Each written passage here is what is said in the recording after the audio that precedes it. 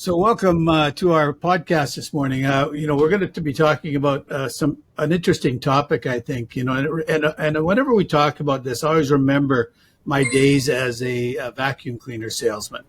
And in vacuum cleaner sales, it's not exactly viewed as being low pressure sales. It can be sometimes viewed as high pressure sales. And maybe that's why I never really enjoyed doing it. And I don't think my friend Greg here enjoyed doing it as well for the same reason.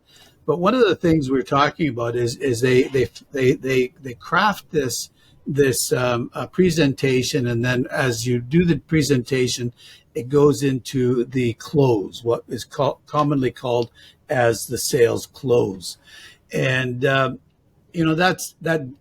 terminology, I think I think that terminology might denote in a lot of people's minds, it might make them think about high pressure, or car salesman, or they're going to close me. Did they close you, kind of thing. And we don't view it that way, but I remember in the vacuum clean, selling vacuum cleaners, we do the presentation, and then at the end of it, we would say, well, that's the filter queen, Mr. and Mrs. Jones. What do you think of it? Pretty fantastic machine, isn't it? And you go through the whole thing. And I think Greg sold Kirby's, but that was a big, crazy machine that you couldn't even carry into the house. I actually sold them as well. But anyway, we'd go into that close, and I think people all of a sudden grab hold of their wallet and thinking, okay, I'm not going to let this guy close me, but really, the sales is a process, and asking for the order at the end of that process is just, should be a natural thing. So I want to, here's Greg. He's going to give you some more words of wisdom and kind of lead our discussion this morning. And I hope that you enjoy it. Thank you, Don. It's always a pleasure. This is a good topic because I used to battle this whole thing about, asking for the sale. It always was intimidating to me for some reason when my boss used to say, okay, now we're training and now you have to ask for the sale. We're going to close this deal. All this terminology and these words were intimidating to me because I felt that, I was a used car salesman. That's basically the mentality I came into it with. But you realize quickly that, this is a limiting belief that salespeople come to the table with, because somewhere, sometime down the road, they got it in their head that, anybody who's in sales is a used car salesman, and therefore they're trying to take advantage of people. And it's only it's only your intentions that really matter, because if you're going into it with that mentality, obviously you're not going to get out of it what you're looking for. But I found, there was this time, I'll tell you a quick story. I was in the boat business in my early days, and I was trying to sell a boat to somebody that I'd met on the line at the marina. And, I think what happens is, this is what happened to me, and people watching this can either, they can relate to it or not, but I kind of got to the point where I needed to start asking some seriously closing questions, these questions about getting them closer to the deal. And I hesitated. And I think what happens is, because I felt intimidated about, they're going to think I'm trying to, push them into sales or, buying this thing. I think people revert to friend mode. And I call it friend mode, because that's when you start trying to be friends with them. And there's nothing wrong with having a friend. And there's nothing wrong with making friends and having commonality in sales, as you know. But I think what happens is you revert to this friend mode, which means you avoid asking the questions you need to ask in order to close the deal. And you do that, and it's just avoidance. In the end, I didn't get the deal. And at least I was smart enough. I started a practice of reaching out to my buyers that said no, to ask them why they said no. And this guy basically said to me, you're a great guy. And I really think that you care about what you're doing there. It's just that, you know what? I'm there to buy, and you really never went down that road, despite me even telling you that that's what I was doing. And that really opened my eyes, because not only did I miss the cue which was quite obvious. When he said that, I realized now that the things he was saying, like, I'd like to get a boat for this weekend, if possible, or I'd like to try and get into something by the end of the month because, I've got guests coming. These were cues that he wanted to buy a boat now. But I was afraid to ask for the sale. And I think that's what happens is salespeople get wrapped up.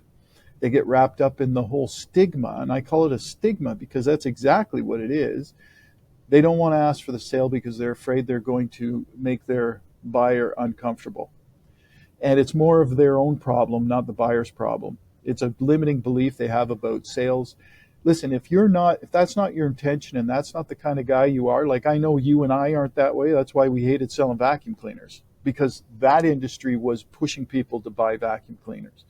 It wasn't even about getting the right people. It was about finding people like you've mentioned. You put a mirror under somebody's nose, and if it fogs up, well, they're alive. You can sell them something. It's not about selling people the right thing. It's about selling people something. And if you go into this whole sales gig with the mentality that your intentionality is to help somebody have a better lifestyle, then it's a different story. You're going to do that to help them. You're not going to do it to take advantage. I don't know. What do you think? Well, it's interesting. I think that there's a reason, I know a reason that I think a lot of salespeople don't ask for the order is, one, I think they're afraid that the person's going to say no. What if they say no? Well, Rejection. so what? What if they say no? We don't like to be rejected. We want them to come out and say, yeah, I'd like to buy that. And typically I don't think buyers will actually use those words. I'd like to make this purchase, if it's a big purchase. I know, smaller purchases. I mean, even I've gone into different stores. I remember going into an electronics store, which will remain nameless. And I had my wallet in my hand, and I told the guy I want to buy. I asked questions. I said I think I just said I wanted to buy this, but I couldn't. He wouldn't help me. And I said, okay, you got a lot to learn. I mean, they're young, right? They're young. They're young people, but they got a lot to learn about it. But I think like you said, you sometimes you have to listen to the conversation, and when we miss the cues, then we don't ask for the order. We're not listening to them. Maybe we're just rambling on too much, making our presentation and not listening to what they're telling us, because they'll give you the buying clues. You'll be able to gauge how willing they are to buy it, and you don't have to come out and actually say, do you want to buy this? I don't. You don't have to actually use those words. Figure out different ways of saying it. So I know when I go out on a listing appointment or something like that, I just say, when can I start? I just say, when can I start marketing your property? Can I just use that tomorrow, or should we, arrange for next week? And once they make that decision, if they say, well, tomorrow's good, let's do it tomorrow. Or if they say, no, I think I need to do a few things, let's get started next week. At least then you've moved them into that stage where now that they're buying. And so that's kind of how I do it. But, you got to actually, I think about the terminology that you're using that's relevant to your industry. Real estate's going to be different than boat sales. I don't know what's all involved in delivering a boat. I mean, can I go in and buy a boat and you deliver it to me the next day? I don't know. Well, it depends. I mean, cars too, like I would go and buy a car, and you go and buy a car, and that process I find it painful, to buy a car. I know. Anyway. Well, that's the whole car thing is where this whole used car sales mentality started. There in the advertising marketing back in the 50s, 40s. And that's, I think, what a lot of the problems started. But I agree with you. I think that fear of rejection is a huge part of it too, right? You don't want somebody saying no. But the reality is, what if they say yes? Maybe that's how you should be thinking. My God, what if they say yes? And, that's just it. And as far as the close is concerned, I mean, I used to really struggle with, what do you say? Do I say, would you like to purchase this item now? Or what do I say? And I just developed a kind of a two-tiered system for myself that made sense. If I was standing up talking to somebody on the line, and I knew that that's just like you, I would say, well, are you hoping to get this boat for the weekend, or is this for an end of the month kind of thing, or even this summer? Like, what are you thinking? And if they said, well, no, I need it for this weekend, or even in the summer, I'd say, okay, well, why don't we let's go inside. We'll just sit down and I'll show you what the actual numbers on this one is. And, you can decide what you want to do. Does that sound fair enough? I always ended it with, does that sound fair enough to you? Yeah. And if they say yes, then Yeah. that's the thing. I know. I've taken a number of different sales courses, and I'm sure you have as well. And there's a lot of validity to it, to them. And they talk about trial close questions. I mean, that's the terminology. And I think those are important questions, because when we ask those questions, we're able to determine how ready they are to make that final step. And if they're not ready, fine, then they're not ready. Like, you got to say, okay, how do I get them ready? And that's part of the process. So I think it's important for us to recognize that it's not a one and done kind of a thing. It's a process. The sales process goes along, and sometimes that process is short. And typically it'll depend, I think, on how valuable or how much money the item costs. And sometimes that process is long. When someone's making a decision to sell their house or buy a house, that can be a longer process. When someone's looking at buying a headset for their that's a shorter process, because it doesn't cost as much. This is $35. A house sale is, depending on where you are, could be $1 million. Yeah. I mean, and that's just it. Yeah, you're in Ontario, I'm in BC, so it's $1 million. Just about. Yeah.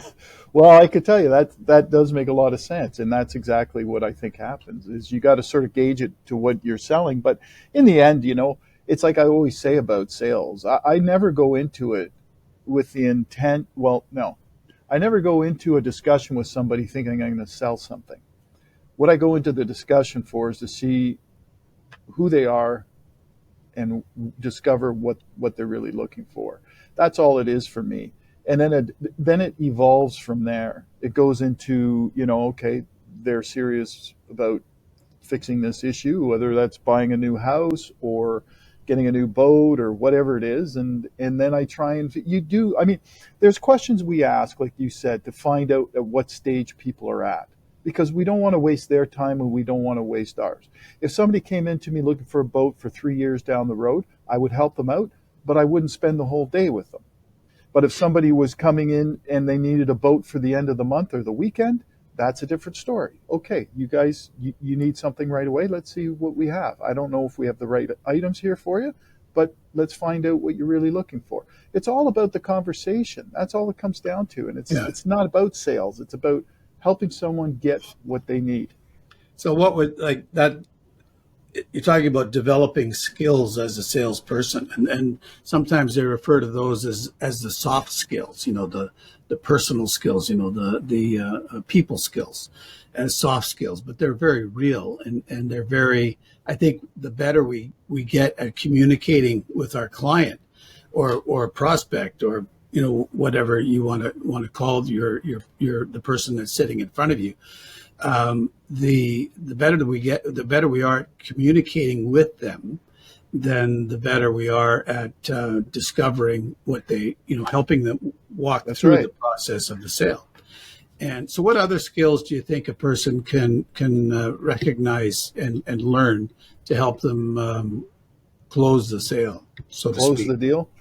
Close the deal. Ask for the order. Ask for the order? Close the deal, ask for the order. What are some of the other terminologies that you think you could use? Well, I think skills. Yeah. I think that, like, for me, Don, it's always about the people, right? And understanding. It's really to understand how to connect with people. And I call it conversational awareness. So when you're in the room with somebody, it's about finding out about them and who they are, what their interests are, asking them questions. Hey, what do you do for a living? What is are you married? Do you have kids? What does your family like to do? If you're in the, like, depending on your industry, right? Obviously, if I'm in the boat business, I'm going to find out what kind of lifestyle they live. And that's going to be the conversation. I'm going to ask them questions related to that. The more I ask them and the more I'm interested in them and using their names when I'm speaking with them, the more connection I'm going to make.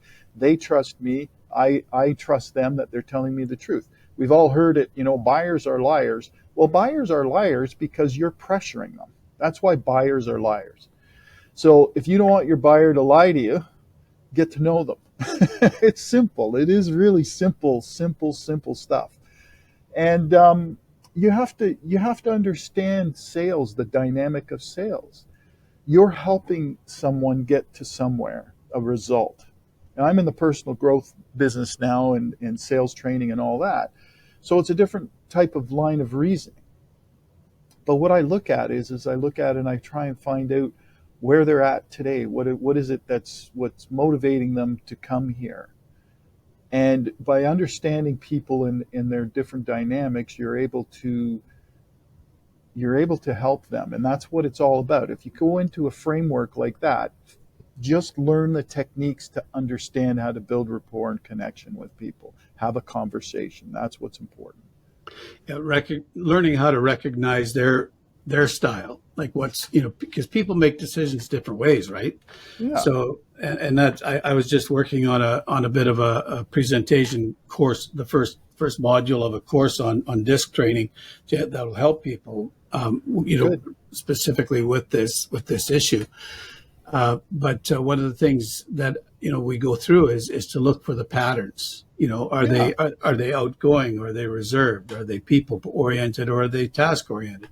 And when you look at those things, and it's a skill I think that you can easily learn, because personality style, when you use the DISC method, is observable behavior. And you can just observe the behavior of the individual in front of you, and you can recognize the pattern. Just like, when you look at an animal that has stripes, is it a zebra or is it a tiger? You better recognize the zebra's pattern, if you're standing 2 feet in front of it, or know which pattern is which, because if you make a mistake, it could be costly, right? Yeah. So recognizing the pattern, I think that's a skill that we can learn, as well, is learning personality styles. And I think the other part of the equation is understanding sales, the techniques involved with sales. Like, you have to ascertain where they're at, what their time frame is. And people say, well, why do I need to know their time frame? That's kind of pressure, isn't it? Well, no, because you're respecting their time and yours. If they're buying, like I said, if I was in the boat business and they were buying in 3 years, I'm going to help them. I'm going to take their information. I'm going to give them all the information and keep in touch with them. But if somebody's there wanting to buy a boat for the weekend, obviously that's someone I'm going to have to help right now. But it's all about them. It's understanding what questions you need to ask to get the right information so you can help them make a decision. It's not about manipulation or persuasion, none of that. It's just about helping someone get from point A to a result, which could be D, it could be F, could be some other place.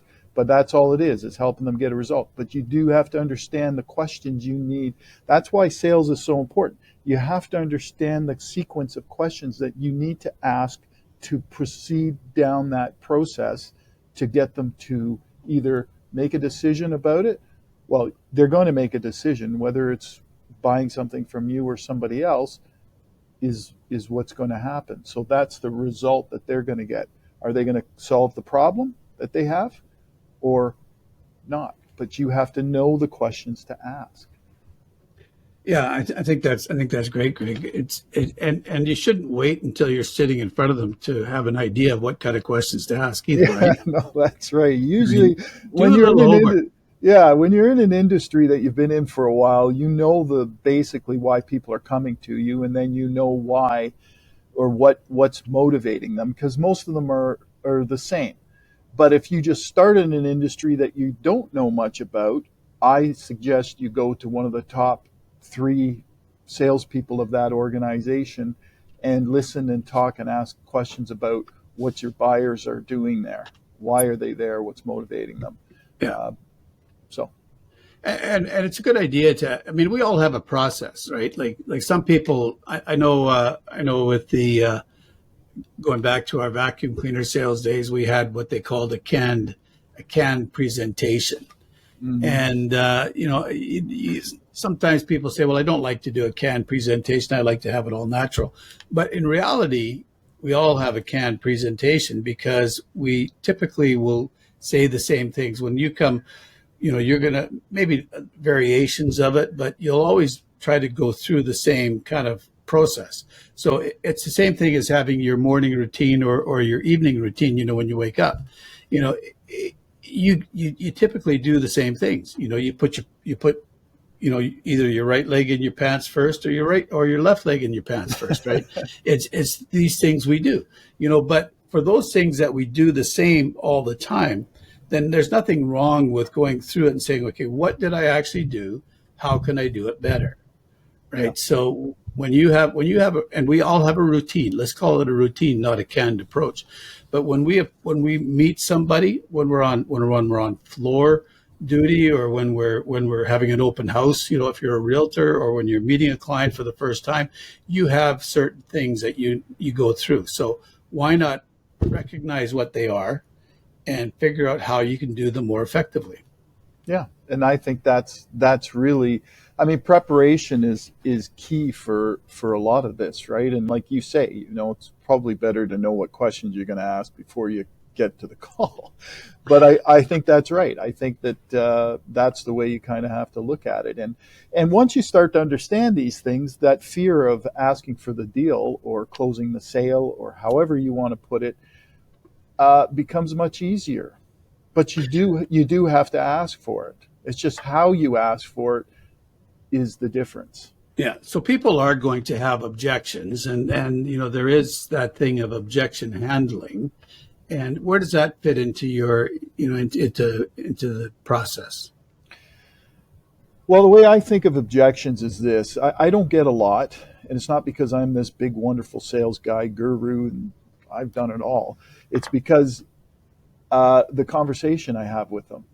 I kind of reveal a lot of everything that you need to know and they need to know about the product at the beginning, so that when we start talking down that trail of closing a deal, they've already got most of the information. And that's the problem, is a lot of salespeople, I think they get into a situation where, okay, I've got to hold this bit of information until the end because that'll put me in a better position of power, and they overthink these little things. Just tell them what they want to know. And then that usually, if listen, it's either the right product for them or it's not. That might be the right boat, but if they tell me that they're looking for a center console and I'm showing them a bow rider, obviously they're not going to want that boat. So when you start talking to them and finding out, there was this one time, like we had this, we were at the boat show and I sold this guy into a center console boat. That's the boat he seemed to want. I always gave them an out. I always gave him a guarantee. He pays for it in full by the end of the month, which was January, but it's based on a water test in the spring. And if you don't like it for whatever reason, you can give it back. I never had one of those except for this guy. And he went out in this boat and he didn't like it. And I looked at him and I said, how could I have been so wrong? What's wrong? So I talked to him and got to know the fact that he didn't know what he wanted, but I switched him into a bow rider, which is a totally different boat. Point of my story is, you really have to understand where people are coming from. When you get them into the right thing, there's not a lot of objections about anything. But there might be a few small ones, which you can easily navigate. And I think people get scared with objections because they think, oh my God, I'm losing the sale, I'm losing the sale. And they get nervous, and the buyer can read your body language just like you can read theirs. And it's over. It's game over. They lose trust. Yeah, and people want to do business with people they know, like, and Like trust, and right? trust. So Exactly. so if they're not if you're having trouble closing the sale, are you, like, you could look at it and say, am I building rapport? What am I missing? If you're not making sales. One of the things that I was thinking about, when we talk about objections, is sometimes we misinterpret what an objection is. Mm-hmm. I know, and I'm going to go back to the personality styles thing. If you're talking to like in DISC, there's the dominant, the influencer, the steadiness, and the conscientious. And if you're dealing with a conscientious type of a buyer, that personality, they want to know all the information. So sometimes they're going to come up with an objection. It's going to be in the form of a question, and a conscientious individual can ask a ton of questions. I know, because I am one. Oh, I know. I dealt with enough of them in the boat business. Yeah, they ask a lot of questions and they want the details. So those aren't really objections. They're just, tell me more information. Yeah. I need more information, and then the other individuals, like the influencer, they won't ask all the questions. They just want to have fun. They want to know that you like them and you can become their best friend. But if you haven't asked the right questions, you don't know what type of Yeah. what type of a product they're really going to want. And the other thing I was thinking about it, and this could maybe really apply to boats. You could have somebody come in. I was thinking, you could have somebody come in looking for a boat, and you can, we make assumptions, all the time to our detriment, But if I come in and I'm looking at a boat, and I'm going to look at the nicest boat there, right? That's because I would like the nicest boat. But if I can't afford the nicest boat, and if you haven't asked me the right questions, you give me all the presentation about how wonderful this boat is, but you haven't asked me any questions about what I needed it for, what was my purpose, what was my budget, and all those other kinds of Mm-hmm. things. When the time came for me to buy the boat, and you found out that I really couldn't afford it, and that I could only afford the rowboat, like, that was in the back of the I've showroom, run into that. I've run you into know, that. I'm going to look at that rowboat and I'm going to think, is that all I got? Is that all I get? I'm not going to make that purchase, right? Because you haven't done the job of showing me what I need. And sometimes people don't really know what they need. And that's the role of a good salesperson, and the asking for the order. Before you ask for the order, is discovering what is it that they actually need. And maybe that's a good way to put it, is that you're not in a sales process, you're in a discovery process with people, Yeah, and before that's a good before you way. go in. That's a good way to look at it because I've got this course I call conversational awareness, and that's what it's about. It's about having the specific threads of conversation that lead to rapport and connection, but also what that really is a discovery session. That's what it is. You're finding out about them, what their likes, dislikes are. As you put, the C personalities, the really detailed ones, aren't necessarily objecting. What they're doing is giving you a list of what they require. Yeah. And all you're doing is answering the questions. Don't make the mistake of elaborating and going into a lot of detail about things they're not asking, because that'll just make them want to go back to the beginning and start their checklist over again. Yeah. But the reality is simply this. Look, in the end, it's like I say to everybody that I'm training, is this is about people. We're all in the people business. People, people, people, and behavior. And if you get to know somebody, you like, know, and trust them, they like you like them, you start to understand a little bit about their life, what their lifestyle's like. Lifestyle is everything for people. No matter what we sell, it usually has something to do with lifestyle. And once you get to know that and you start to talk with them, it's not so much about objections. I find objections incidental in my sales, because they're either going, once I'm finished and I understand where they're coming from and what they want, I'll tell them what I can do and what I can provide. I'll ask them specific questions a little more about, is there anything I've missed? Is there anything I need to understand? Do you see anything? One of the best questions I ask is, do you see anything that's missing from what I've told you, what you're really looking for? Nobody asks that question. I don't understand why, because that's a huge question.